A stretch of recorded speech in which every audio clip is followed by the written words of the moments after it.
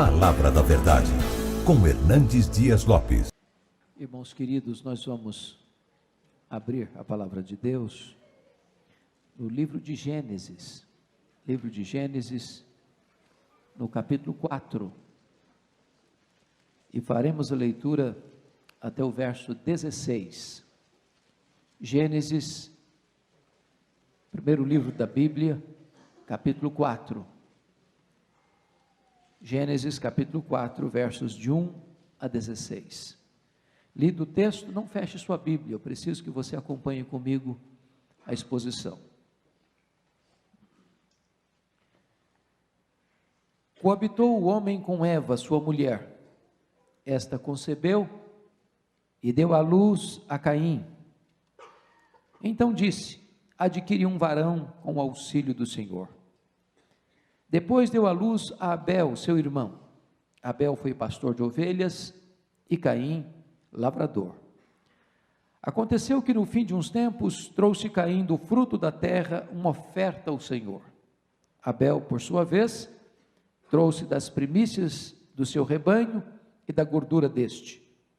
Agradou-se o Senhor de Abel e de sua oferta, ao passo que de Caim e de sua oferta não se agradou. Irou-se, pois, sobremaneira Caim e descaiu-lhe o semblante. Então lhe disse o Senhor: por que andas irado? E por que descaiu o teu semblante? Se procederes bem, não é certo que serás aceito? Se todavia procederes mal, eis que o pecado jaz à porta. O seu desejo será contra ti, mas a ti cumpre dominá-lo. Disse Caim a Abel, seu irmão: vamos ao campo. Estando eles no campo, sucedeu que se levantou Caim contra Abel, seu irmão, e o matou. Disse o Senhor a Caim: onde está Abel, teu irmão?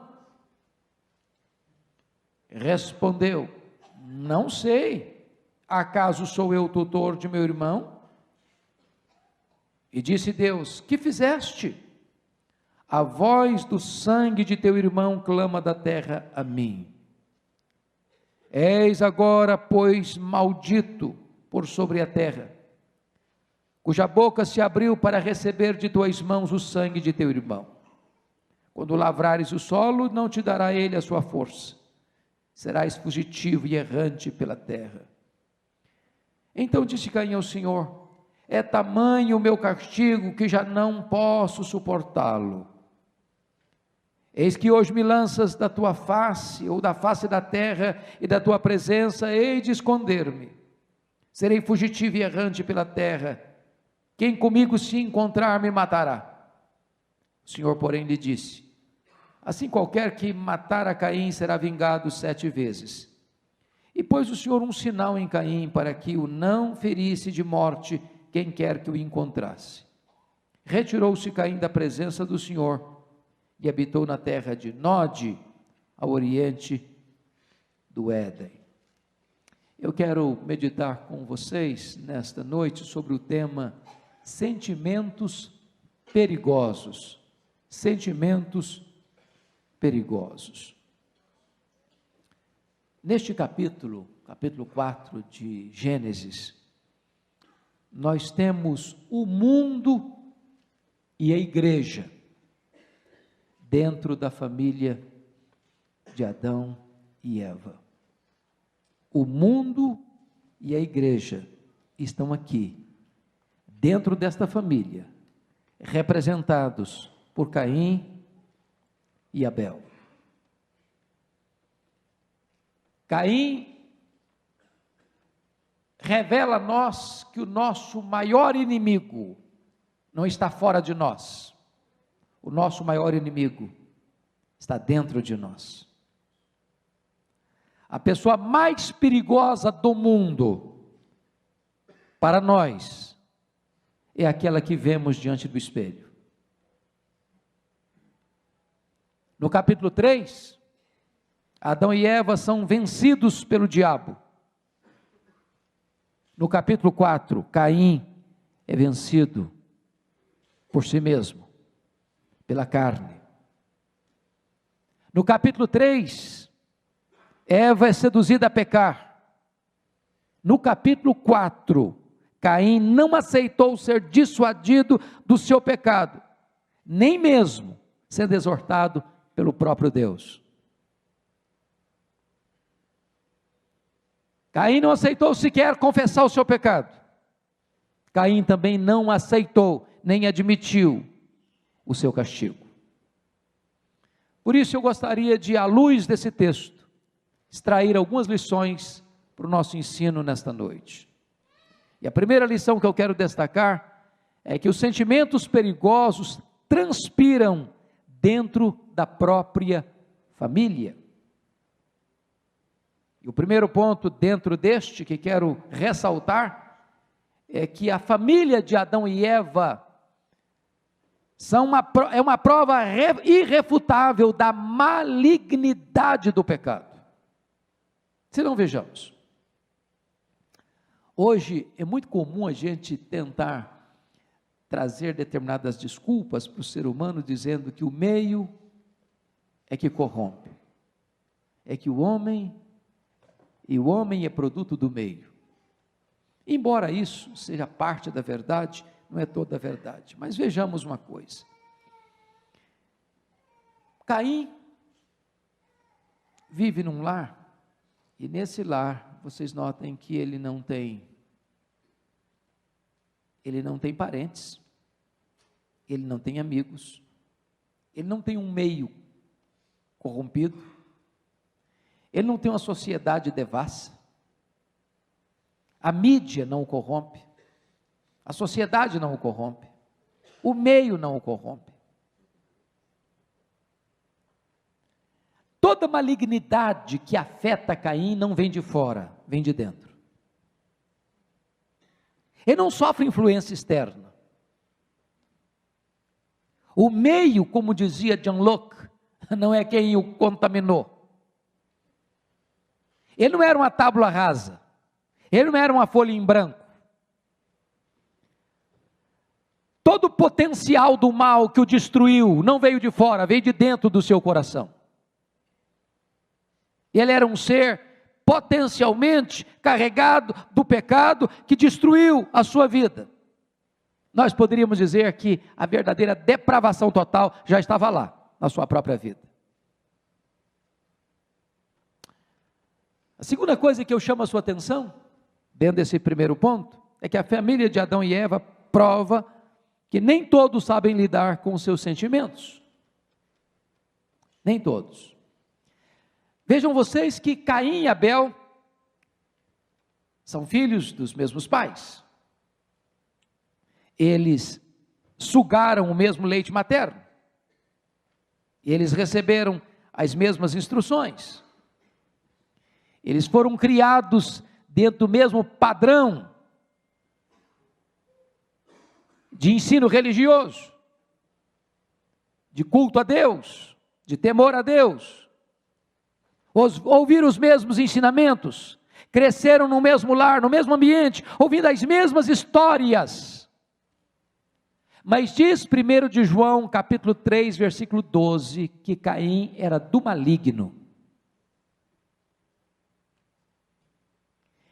E João nos diz que nós não devemos amar como Caim amou, porque ele era do maligno, porque ele demonstra amor aparente quando ele diz para o seu irmão: vamos ao campo.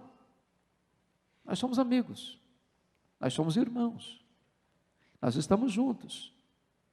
Mas embora houvesse doçura na sua voz, havia dureza no seu coração. Havia um abismo entre o que ele falava e o que ele sentia, entre o que ele propunha e o que ele de fato realizava. Caim era um hipócrita e Abel era um servo de Deus. Enquanto Abel amava a Deus e queria honrar a Deus e adorar a Deus do jeito que Deus estabelecia, Caim amava a si mesmo, queria projeção para si mesmo, buscava apenas satisfazer os seus caprichos. E então você começa a perceber um fato curioso: nesse lar os filhos crescem diferentes, têm vocações diferentes, têm corações diferentes, têm religiões diferentes.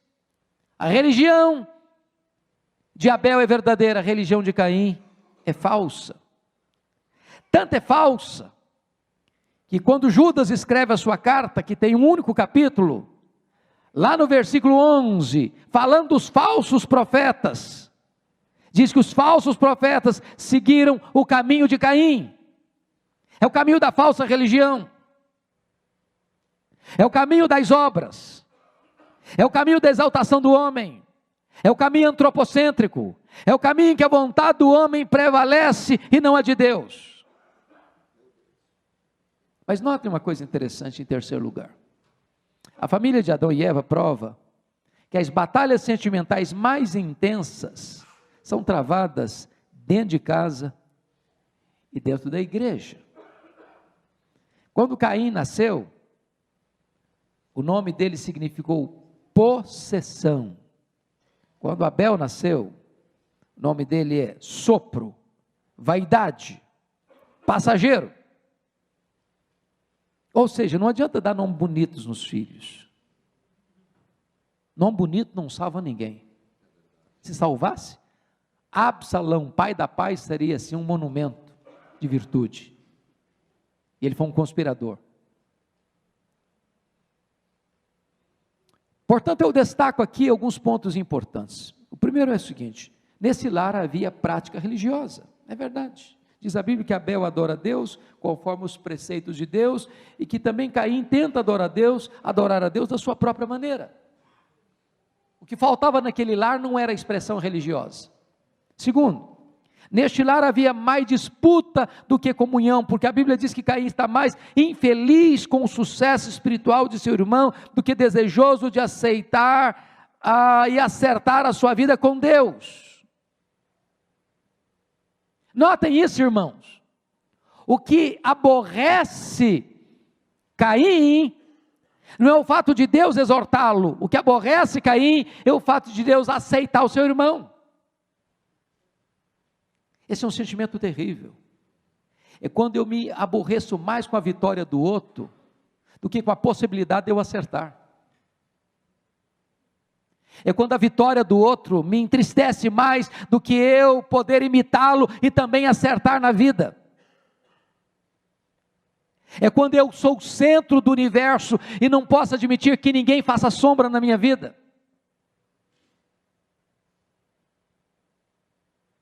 Há hoje, meus irmãos, muitas famílias em pé de guerra, há muitas crises hoje estabelecidas nos relacionamentos, ainda hoje há muitos irmãos contra irmãos, pais contra filhos, marido contra esposa. Mas notem vocês que nesse lar havia gente mal-humorada.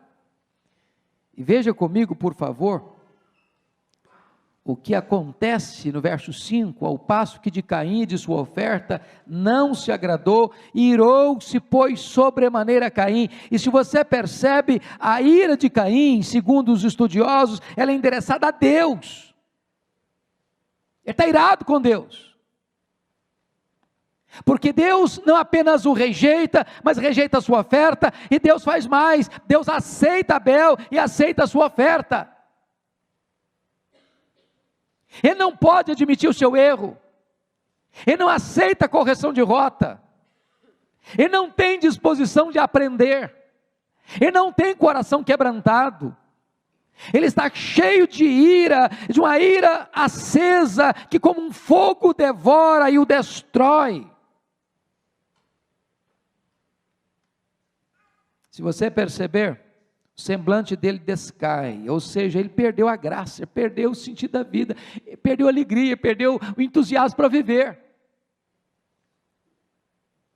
Mas se você perceber mais, nesse lar havia inveja avassaladora. E sabe, queridos irmãos, a inveja é algo terrível, terrível, porque é diferente do ciúme.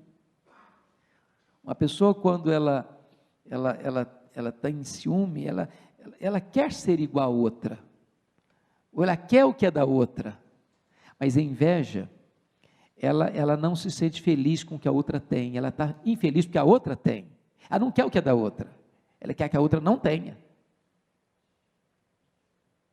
Esse é o problema de Caim. Para o invejoso, qualquer vantagem que o outro tem é injusto. É a história lá do Saul e do Davi, quando as mulheres cantaram em Israel, Saul matou seus milhares, Davi matou seus 10 milhares, isso perturbou a vida dele, isso destruiu a vida dele, porque ele não pode admitir que tem gente que tenha um sucesso maior que o seu. O invejoso quer não que o outro tem, mas que o outro não tenha. Esse foi o problema do filho mais velho, irmão do pródigo. A infelicidade dele é que um símbolo aconteceu, não para ele, mas para o irmão, que era o bezerro cevado. Bezerro cevado era mais ou menos o seguinte: chegasse uma pessoa que você não gostasse na sua casa, você fazia um omelete, coisa rápida. Mas chegasse uma visita que você gosta muito, você vai lá e assa uma picanha. Agora, se chegasse alguém assim, que era o sonho da vida, alegria, contentamento, felicidade, então você matava o bezerro cevado. O bezerro cevado era um negócio assim esperado, aguardado, era o dia, era a visita, era a pessoa, era o amigo, era a pessoa querida. Quando o pai mata o bezerro cevado para o irmão mais novo, isso entristece o filho mais velho. Se você perceber, cobiçar é desejar o que o outro tem, mas invejar é desejar a destruição do outro. Caim não queria imitar Abel, Caim queria matar Abel. Deixa eu lhes dar um exemplo histórico. Todos vocês que estão afinados com a história, devem se lembrar de agosto de 1990, quando o Iraque invadiu o Kuwait e matou muitos dos cidadãos ricos daquele país. Sob pressão internacional e feroz ataque das forças americanas, Saddam Hussein retirou-se do Kuwait em fevereiro de 1991. Mas antes de retirar-se, ateou fogo aos poços de petróleo dos quais já não podia usufruir, e poluiu as praias que tinha de abandonar. Esse é o sentimento. Já que eu não vou usufruir, eu quero destruir. Já que não é meu, do outro também não vai ser. Você já percebeu os crimes passionais, como é que acontece? Todos os dias, quase nos jornais. Termina um namoro, termina um noivado, termina um casamento, e a pessoa vai lá e mata a outra. Não é minha não, então do outro também não vai ser. É esse sentimento terrível que estava habitando no coração de Caim. O invejoso é um filho do maligno. Ele não pode ter o céu, então ele quer que o outro tenha o inferno. Eu acho que todos vocês conhecem aquela lenda da cobra e do vagalume. Lembram da lenda? A cobra perseguiu o vagalume. O vagalume pulava daqui, saltava de lá e a cobra atrás dele. Lá pelas tantas, o vagalume, cansado de fugir, deu uma parada e perguntou para a cobra assim: eu posso fazer pelo menos algumas perguntas para a senhora? A cobra respondeu: eu não costumo fazer concessão não, mas vamos lá. Primeira pergunta: eu te fiz algum mal? A cobra disse: não, você não fez mal nenhum para mim não. Segunda pergunta: eu faço parte da sua cadeia de alimentação? Não, você não faz parte da minha cadeia de alimentação também não. Terceira pergunta: então por que você quer me destruir? E a cobra respondeu: é porque eu não tolero ver você brilhar. Eu não tolero ver você brilhar. Esta é a atitude de Caim. Esta é a atitude de uma ira invejosa e ciumenta.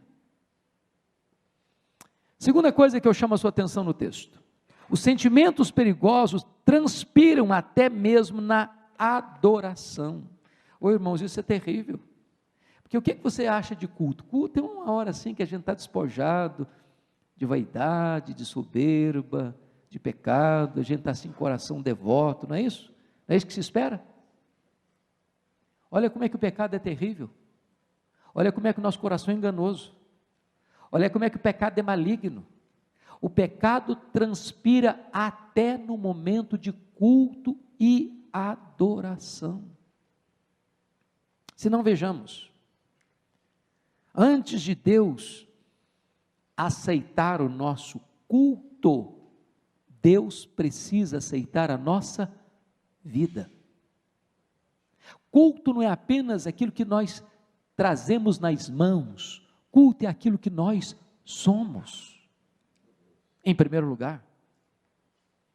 Diz o texto, confira comigo por gentileza, o que está escrito aí, no versículo de número 4, parte B: agradou-se o Senhor de Abel e de sua oferta, ao passo que de Caim e de sua oferta não se agradou. Não diz o texto que agradou-se o Senhor da oferta de Abel e da sua vida, e desagradou-se o Senhor da oferta de Caim e da sua vida, mas diz o texto que Deus se agradou de Abel e da sua oferta, e que Deus não se agradou de Caim e da sua oferta. Primeiro vem a vida, depois a oferta. Primeiro vem a vida, depois o culto. Não é o performance no templo que Deus olha o coração, Deus olha a intenção, Deus olha a motivação, Deus olha o que está dentro de nós, porque Deus quer verdade no íntimo.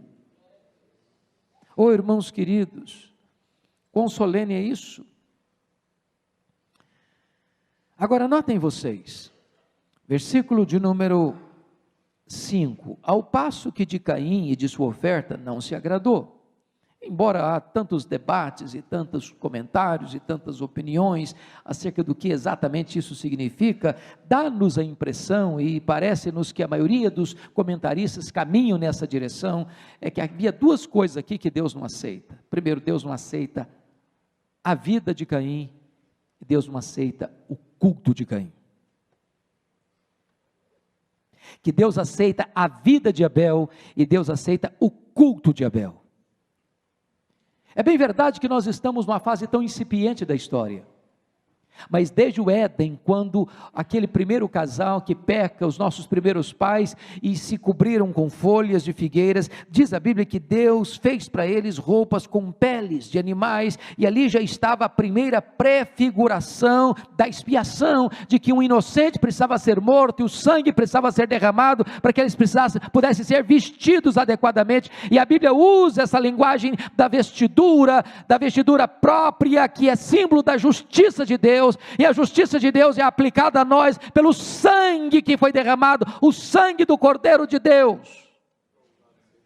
E desta maneira Abel está já entendendo que nós não podemos nos aproximar de Deus a não ser através do sangue, porque sem derramamento de sangue não há remissão de pecados. Mas Caim traz um culto com o fruto da terra, com o fruto do seu trabalho, com o fruto do seu labor, como esforço da sua obra, como um culto centrado no que ele pode produzir com o seu próprio esforço. Por que Deus rejeita Caim? Primeiro, porque a Bíblia diz lá em 1 João 3,12 que ele era do maligno. Segundo, Gênesis 4,5 diz que porque ele estava mal-humorado, ele estava cheio de ira, ele era um homem cheio de inveja. E no versículo 7, Deus vai além e diz o seguinte: se procederes bem, não é certo que serás aceito, se todavia procederes mal, eis que o pecado jaz à porta. Então preste atenção nisso, irmãos. A teologia é mãe da ética. Se eu estou crendo em algo errado, eu vou ter uma vida errada. Se a minha doutrina está errada, a minha conduta vai estar errada. Se a minha teologia está errada, a minha ética vai estar errada. Se o meu credo está errado, também a minha conduta vai estar errada. Logo, Caim tem um procedimento errado, uma vida errada. Procederes bem, se procederes bem, isso implica que ele estava procedendo de forma errada, a vida dele estava errada. E aqui está um ponto tão importante, irmãos: Deus não está procurando adoração, Deus está procurando adoradores, que o adorem em espírito e em verdade. Deus não quer religiosidade, porque cria nova religião todo dia no Brasil e no mundo. O mundo está cheio de religião, O mundo está cheio de rituais, o mundo está cheio de altares, o mundo está igual a Atenas, tem muitos deuses com muitos altares. Mas Deus está procurando um coração que tenha sede dele, que quer conhecê-lo, que quer amá-lo, que quer servi-lo, que quer glorificá-lo. Prestem bem atenção, amados. A Bíblia diz lá em Hebreus, capítulo 11, versículo 4, eu queria que você rapidinho pudesse dar uma pulada comigo lá e depois voltar para Gênesis 4. Lá em Gênesis, lá em Hebreus, capítulo 11, versículo 4, está dito assim: pela fé, Abel ofereceu a Deus mais excelente sacrifício do que Caim. Aí você percebe que este homem oferece um sacrifício mais excelente, porque ele oferece exatamente o sacrifício que Deus exigiu. E o sacrifício mais excelente vem acompanhado de uma vida também mais excelente. Então o culto que Deus quer tem duas características: ele precisa ser sincero, ele precisa ser bíblico. Foi isso que Jesus disse para a mulher samaritana. Nós temos que adorar a Deus de que maneira? Em espírito e em verdade. E note que a palavra espírito aí não está em letra maiúscula, está em letra minúscula. Espírito aí significa de todo o coração, com sinceridade, com profundidade, com a motivação certa. Mas ele tem que ser o quê? Em verdade, tem que estar amparado pela Escritura. Eu não posso inventar um modo de adorar a Deus, eu não posso criar novidades para adorar a Deus, eu não posso criar mecanismos novos para atrair as pessoas para adorar a Deus, eu não posso inventar fórmulas novas para adorar a Deus. Deus está querendo ser adorado de acordo com aquilo que Ele prescreveu na sua palavra. Qualquer culto que não é bíblico é anátema. Por isso Deus rejeita Caim, e Deus rejeita o culto de Caim.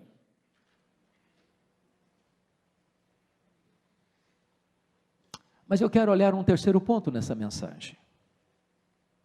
Os sentimentos perigosos se agravam quando desprezamos as advertências de Deus. Volta lá para Gênesis 4, por favor. Versículo 7. Versículo 7.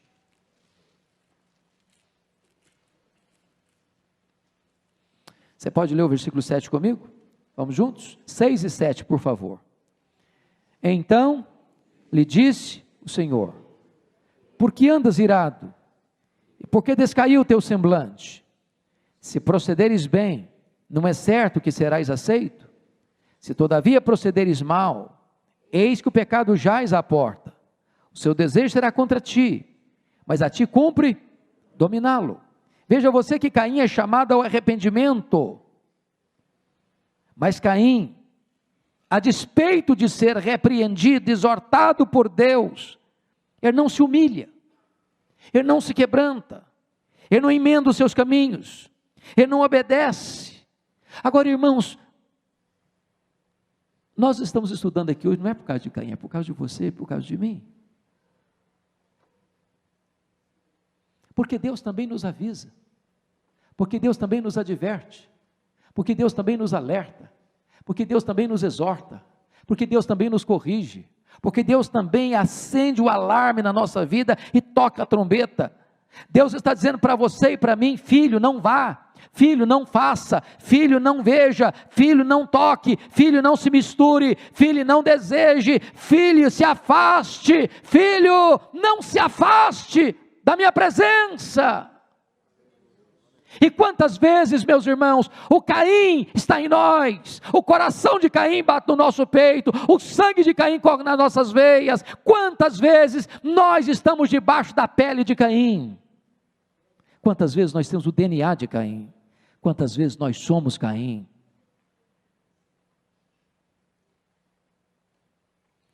Notem vocês, se procederes direito, não é certo que serás aceito.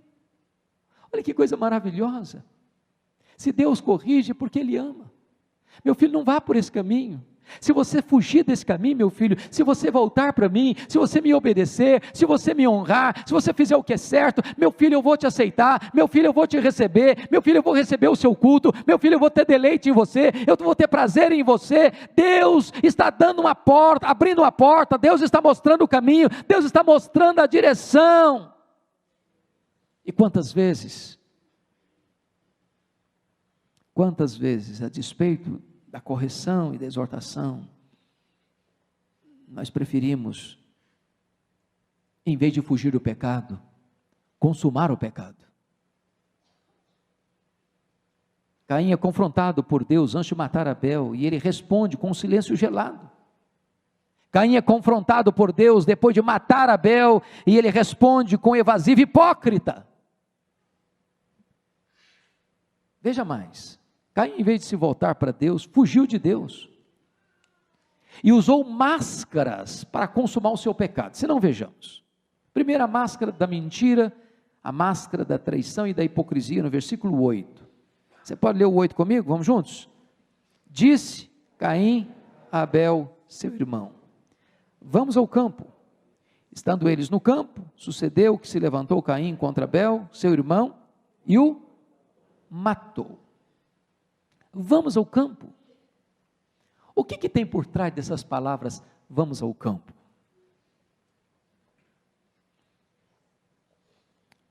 Somos amigos, somos irmãos, somos parceiros, estamos juntos, nós somos da mesma família, corre nas nossas veias o mesmo sangue, nossos pais são comuns, estamos caminhando na mesma estrada. E aí você percebe que se usa uma máscara para atrair, uma armadilha para apanhar, uma rede para pegar. Ele se disfarçou de amigo, ele se dissimulou, ele enganou, ele premeditou o crime, não foi um impulso repentino, ele alimentou no coração o ódio, ele odiou não apenas Abel, porque Abel praticava o mal, ele odiou Abel, porque Abel praticava o bem. Isso que é mais demoníaco, ele era do maligno, porque o que ele está odiando não é o erro, não é o mal, não é o pecado, é a santidade, é o acerto, é a piedade. Para odiar o bem, irmãos, tem que ser demoníaco. A luz de Abel cegou Caim. O exemplo de Abel gestou a morte no coração de Caim. Mas notem mais, queridos irmãos, a máscara da violência. Caim matou Abel sem lhe dar chance de defesa. Foi um ódio consumado, premeditado, executado. Mas foi mais do que isso, a máscara da crueldade. Ele se levantou contra seu irmão, contra o seu próprio sangue, contra a sua própria família. Na verdade, ele se levantou contra si mesmo. Mas mais do que isso, foi a máscara da dissimulação, porque ele acaba de matar seu irmão e tenta se esconder. E quando Deus o confronta, Caim, onde está teu irmão? Não sei. Porventura eu sou guardador do meu irmão? O sangue do teu irmão clama desde a terra aos céus. Pior do que pecar é não admitir que pecou. Pior do que pecar é tentar esconder o pecado. Pior do que pecar é não reconhecê-lo, não se arrepender, não abandonar o erro, é permanecer no pecado. Esse foi o caminho de Caim.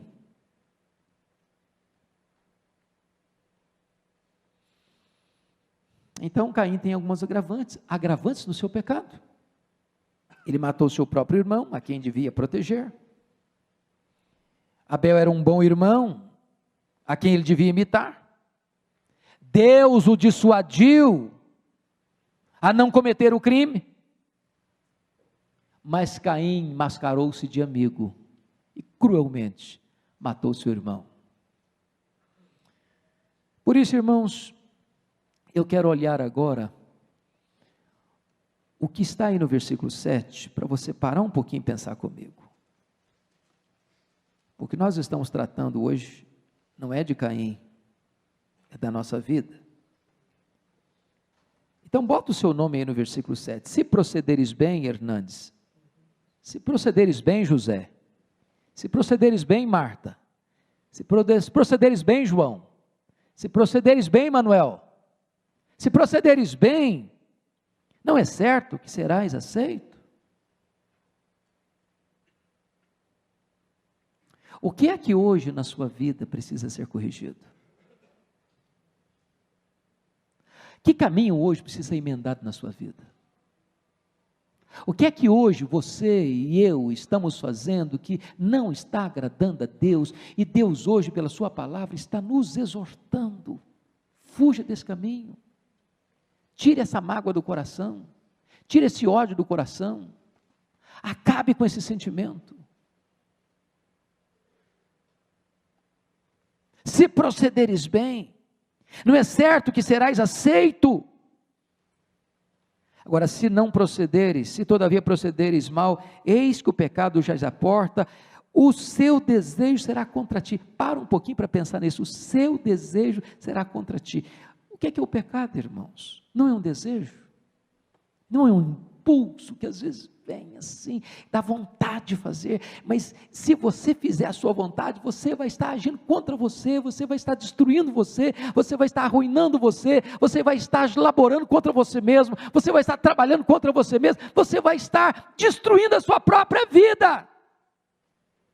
Esse é o engano do pecado. Ele produz em nós uma vontade, ele produz em nós um desejo, ele produz em nós uma necessidade pronta, imediata, urgente, e se você atender esse desejo, você vai atender esse desejo para destruir sua própria vida.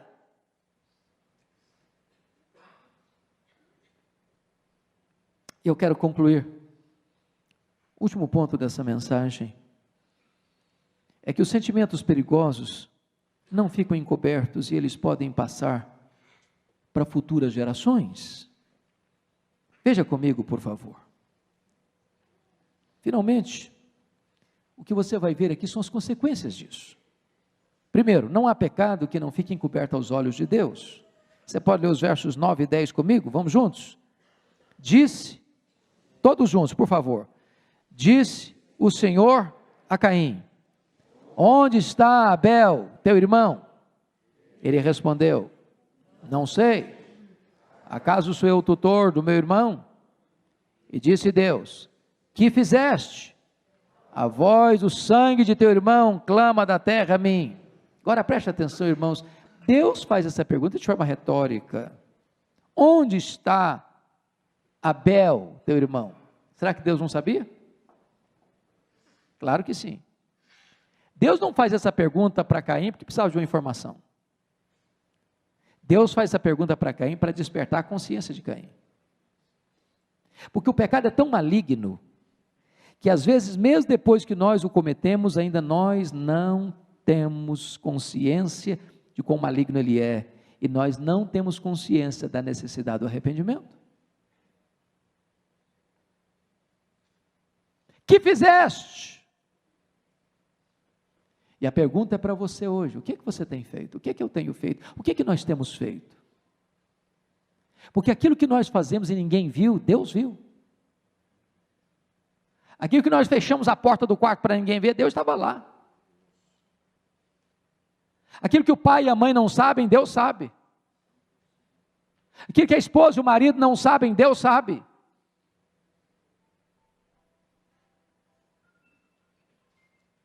Deus viu Adão e Eva no Éden, quando comeram do fruto proibido.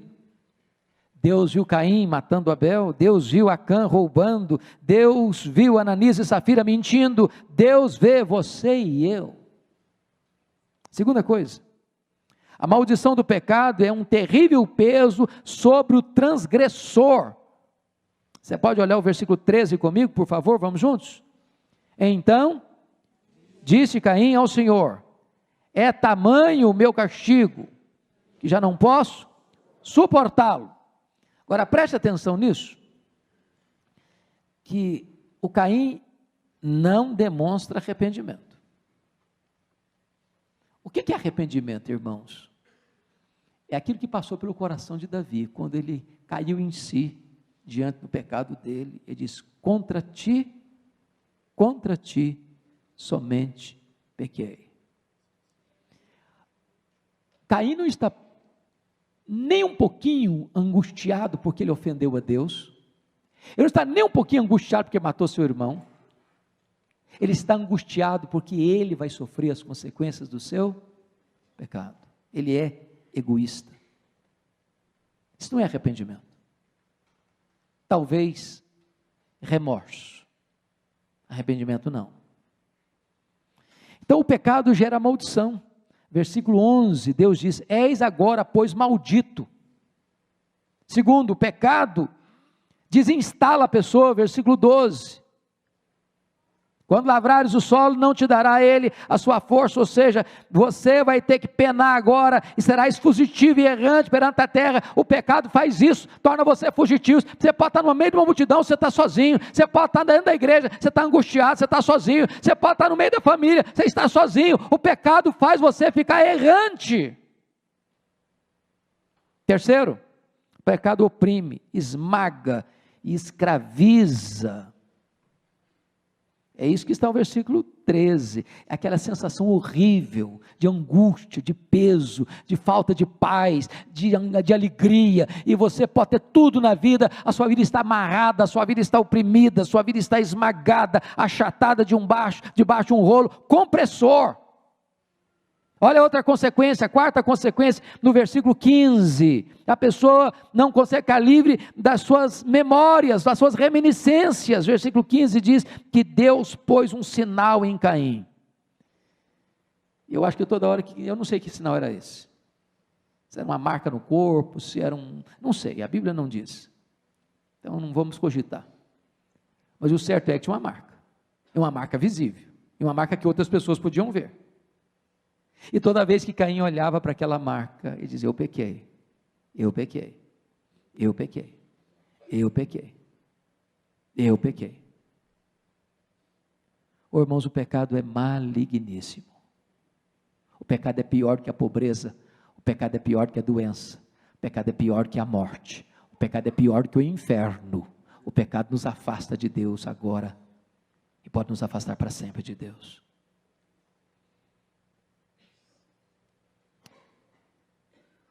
Olha a consequência, versículo 16, ele não consegue ter intimidade com Deus. Retirou-se Caim da presença do Senhor e habitou na terra de Nod, ao oriente do Éden. Retirou-se Caim de quê? Da presença de Deus. O pecado faz separação entre nós e o nosso Deus. Mas sabe por que isso acontece, meu irmão? Porque faltou o quê? Arrependimento. É por isso que para você e para mim essa palavra é de esperança. Porque se houver arrependimento no nosso coração, a Bíblia diz que Deus é rico em perdoar e tem prazer na misericórdia. Por mais grave que seja o nosso pecado, por mais terrível que tenha sido o seu pecado, se hoje você reconhecer esse pecado, tem graça para você, tem perdão para você, tem restauração para você. A Bíblia diz que aquele que encobre as suas transgressões jamais prosperará, mas aquele que as confessa e deixa alcançará a misericórdia. A Bíblia diz que se nós confessarmos os nossos pecados, Deus é fiel e justo para nos purificar os pecados e nos purificar de toda a injustiça. A Bíblia diz que o sangue de Jesus, seu Filho, nos purifica de todo o pecado. Então, para o pecado tem solução. O que não tem solução é para a falta de arrependimento. Mas deixa eu concluir com mais um aspecto dramático desse texto. A semente do pecado que você planta hoje, se não houver arrependimento, tornar-se-á amanhã uma lavoura maldita. Olha o que está escrito no verso 23.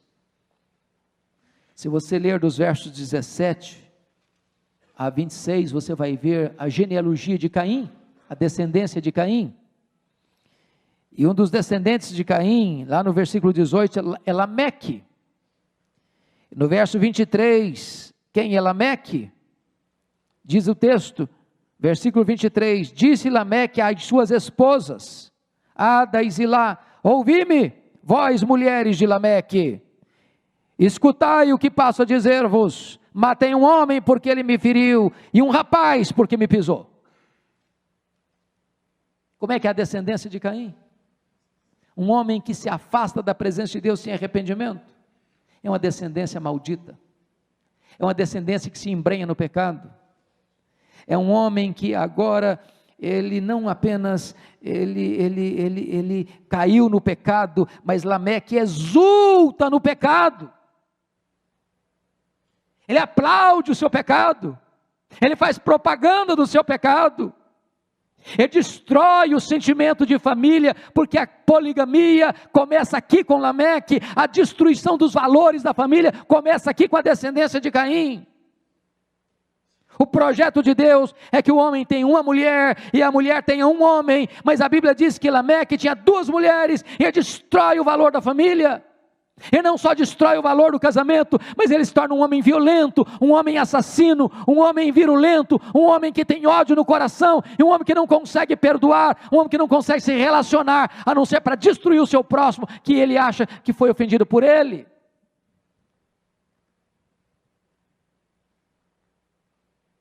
Sabe o que a Bíblia vai dizer? Olha comigo no versículo 26, para a gente encerrar. Aí depois que Caim mata Abel, que Caim foge da presença de Deus, que a sua descendência se corrompe na terra, eu gostaria que você lesse comigo versos 25 e 26, vamos lá? Tornou Adão a coabitar com sua mulher, ela deu à luz um filho, a quem pôs o nome de Sete, porque disse ela, Deus me concedeu outro descendente, em lugar de Abel, que Caim matou. A Sete nasceu-lhe também um filho, ao qual pôs o nome de Enos. Daí se começou a invocar o nome do Senhor. Aí é o quê? Continuou? Não, aí começou. Começou. Sabe o que significa isso? Que Caim não andou com Deus. Caim saiu da presença de Deus. A descendência de Caim saiu da presença de Deus, não conheceu a Deus, se desviou de Deus, foi uma geração maldita, que só quando nasceu Sete, se começou a invocar o nome do Senhor.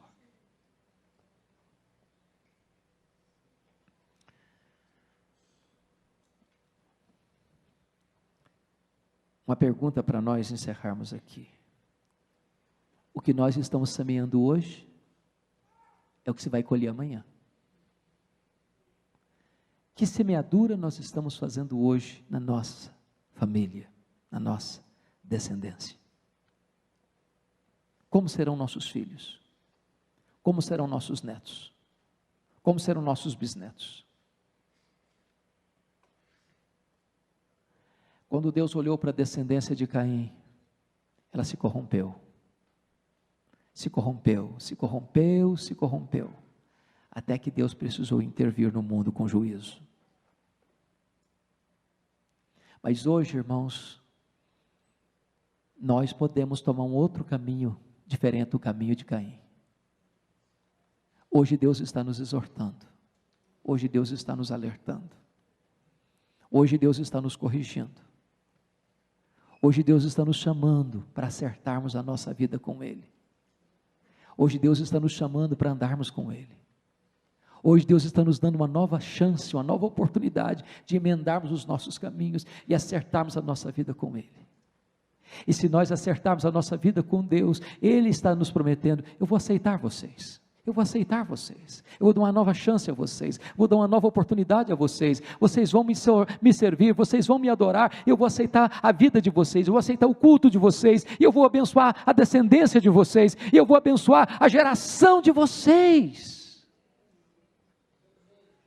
Que Deus nos ajude a ouvirmos a voz de Deus nesta noite. Eu preciso. Eu sei que você também precisa. Eu queria nesta noite, irmãos, já que estamos tratando de culto, o culto que Deus agrada, E o culto que Deus agrada é a nossa vida em primeiro lugar. Quem sabe você pudesse vir aqui à frente para nós orarmos juntos. Se você quer isso, fala, Senhor, eu quero, eu preciso. E a oferta que eu quero trazer hoje é a minha vida, Senhor, é o meu coração. Eu quero uma descendência santa, Senhor. Eu quero andar contigo, eu não quero fugir da tua presença, eu quero andar contigo, eu quero estar na tua presença.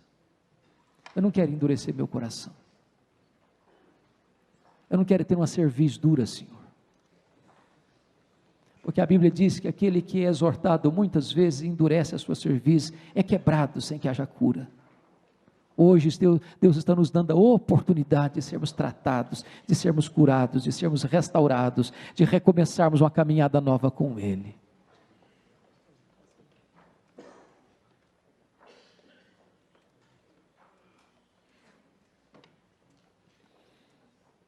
Bendito seja o Senhor.